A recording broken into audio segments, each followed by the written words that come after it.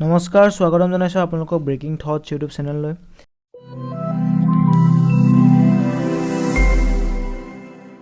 আৰু আজি আমি এই ভিডিঅ'টোত কথা পাতিম বিশ্বৰ সকলোতকৈ ডাঙৰ ক্ৰিকেট ষ্টেডিয়ামখনৰ বিষয়ে, যিখন আছে আমাৰ ভাৰতত।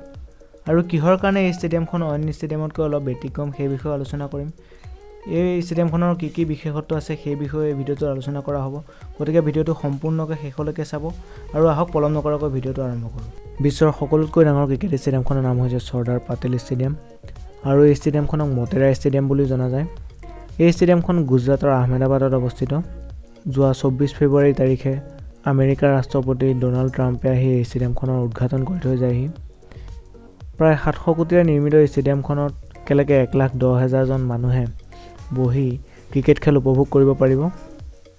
এই ষ্টেডিয়ামখনৰ আন্তঃগাঁথনি ইমানেই ভাল যে যদি কেনেবাকৈ খেল অনুষ্ঠিত হৈ থকাৰ সময়ত বৰষুণ পৰে, প্ৰায় 30 মিনিটৰ ভিতৰতে সেই খেলখন আকৌ অনুষ্ঠিত কৰিব পৰা যাব। ইয়াৰ বাবে পিটছখন শুকুৱাবলৈ কোনো ধৰণৰ হেয়াৰ ড্ৰায়াৰ বা আইৰণৰ ব্যৱস্থা কৰিব নালাগে। ষ্টেডিয়ামখনৰ আৰু বহুতো বিশেষত্ব আছে, যেনে অলিম্পিক ছাইজৰ ছুইমিং পুল আছে। এই ষ্টেডিয়ামখনত প্ৰায় 4,000 চাৰিচকীয়া বাহন আৰু 20,000 দুচকীয়া বাহন পাৰ্কিং কৰিব পৰা ব্যৱস্থা আছে। ষ্টেডিয়ামখনত লগোৱা LED লাইটে ফিল্ডত থকা প্লেয়াৰসমূহক যাতে কোনো ধৰণৰ অসুবিধাৰ সৃষ্টি নকৰে, এনেধৰণে এই লাইটসমূহ লগোৱা হৈছে। এই ষ্টেডিয়ামখনত লগোৱা এটা স্পীকাৰৰ দাম 7 লাখ টকা। এই ষ্টেডিয়ামখন মেইন চিটিৰ লগত মেট্ৰ' লাইনৰ দ্বাৰা সংযুক্ত হৈ আছে।